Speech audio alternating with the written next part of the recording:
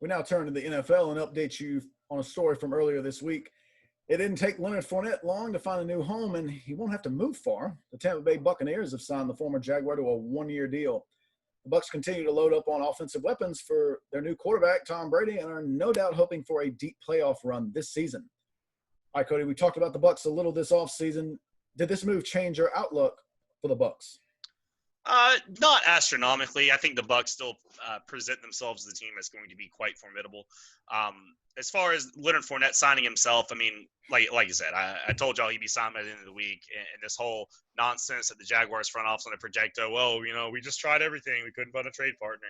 Y'all are so full of it. It's not even funny. And I'm very happy Fournette left because the tanking exodus has continued even past his release. So fun stuff there, but that's not what we're talking about today. So, I have, fortunately or unfortunately, however it may be, I've watched, every snap of his career today at Jacksonville.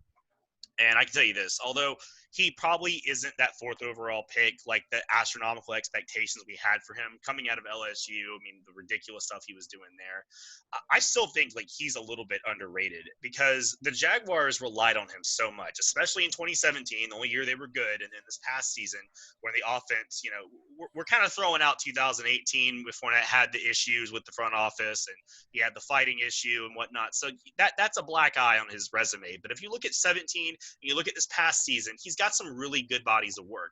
And it's in spite of the fact that the Jaguars relied so heavily on him and his presence in that offense. He was absolutely the only thing you had to game plan for. Think about it. 2017, you had a game plan for Blake Bortles. Well, that's not hard. And then last year, he was, you had Gardner Minshew, which was kind of being a thing, but Fournette was still the main guy.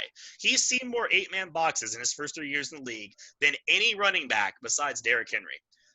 The Jaguars, even in 2017, we literally split it 50-50 run pass. It was the heaviest run offense in the NFL in 2017. And this past year, we passed more, but it was still a heavy run offense to get everything started.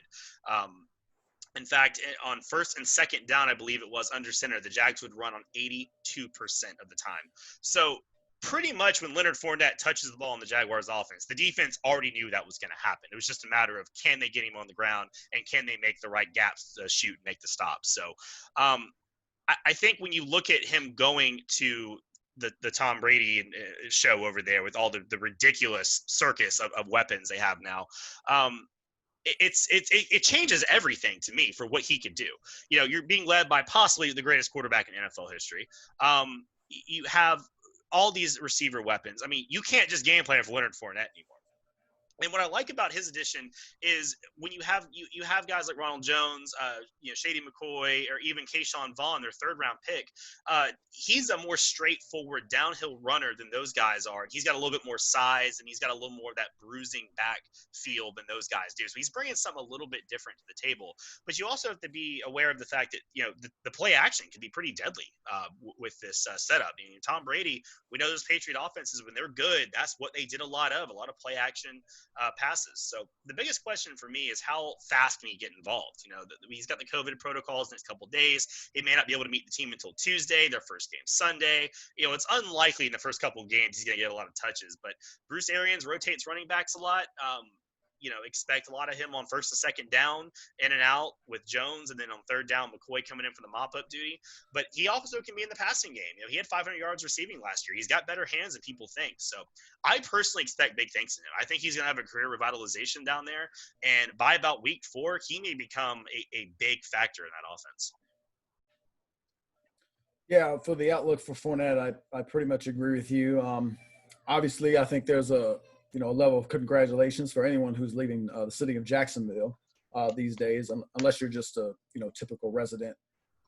Still congratulations, it's all around. Yeah. Think about Yannick Ngakoue hitting to Minnesota and Fournette hitting to Tampa.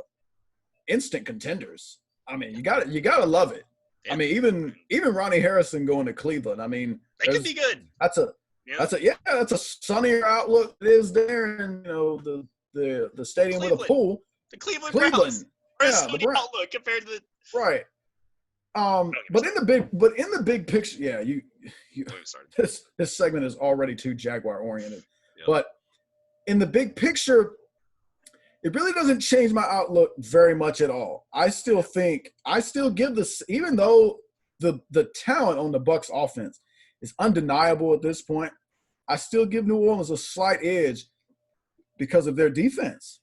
They have a defense, and the Bucs, they got some really nice pieces in that front seven, but that secondary is pretty horrific. They did try to patch it up a little bit, particularly in the drafting the safety out of Minnesota, Antoine Winfield Jr. Mm-hmm. But we just have to wait to see how that looks.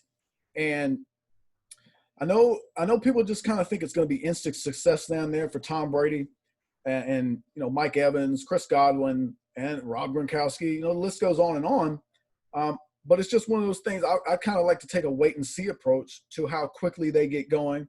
And you're right, Fournette coming in this late, it's hard to envision him having a huge role in the early parts of the season. Perhaps that's why Bruce Arians just came out and said Ronald Jones is a starter, and that sounds real cute. But by about after the first month, we need to see Leonard Fournette as the feature back. I don't think there's any excuse for that. We haven't seen anything from Ronald Jones that would warrant him playing more than Leonard Fournette.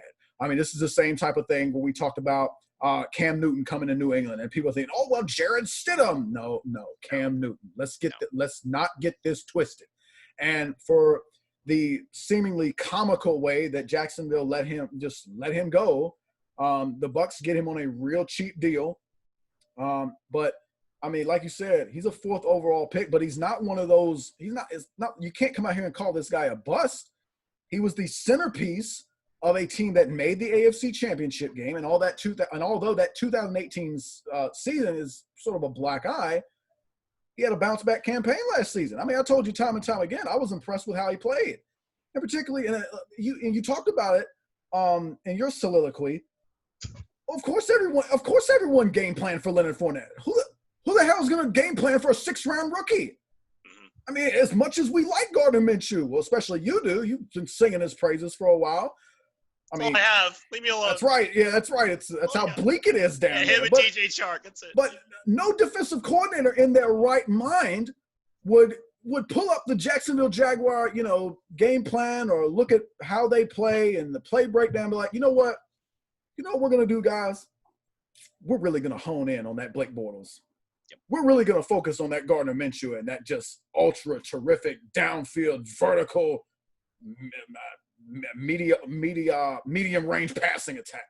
And we're going to Leonard Fournette will be our secondary concern. Said no one ever. No one ever said that. Now when you look at what Tampa Bay will do, I'm not sure defensive coordinators will go that route. Even though Tom Brady is a year older, and I have a few questions on can he be, the same old Tom Brady and lead you to the promised land. I got questions about that. But now you have Leonard Fournette. And when you have a guy like him, think about what Sony Michel was able to do in New England when they won that snooze fest of the Super Bowl against the Rams, 13-3. They were centered on the running game. Leonard Fournette, and he proved it 3 years ago as a rookie, he can be the centerpiece of an offense that wants to go ground and pound. And right, you got Leonard Fournette doing his thing in the ground attack. You got the play action. It forces pass rushes to slow down. And they got some guys that can get down the field. And if you listen, I think 8 men in the box is going to be tough to sell because I'm not sure you want to go one-on-one on the outside with Chris Godwin and especially Mike Evans. And, oh, by the way, you got to contend with Gronk in the middle of the field. And God forbid they ever throw O.J. Howard the ball. I mean, just God forbid. But all in all, again, it's hard to give them an edge over the Saints because the Saints are so balanced. They're so well run, even though they just find the most hilarious ways to lose in the playoffs. They really, really do. But I mean, until Drew Brees shows me otherwise, him and Sean Payton, I mean, they're just money. And they're defense. When they have a defense, and they still do, they're tough to beat. They're tough to contend with. So for me, I got to see just how the Bucs develop in the early parts of the season. Can their offensive line be a unit that can be relied upon? And can they defend any passing attack? That's the questions we got. We know they're talented offensively, and we know they're pretty well constructed in their front seven. But the offensive line and the secondary are the two units to watch out for. They haven't made enough improvements to me on paper, and because of that, I still give the Saints a slight edge.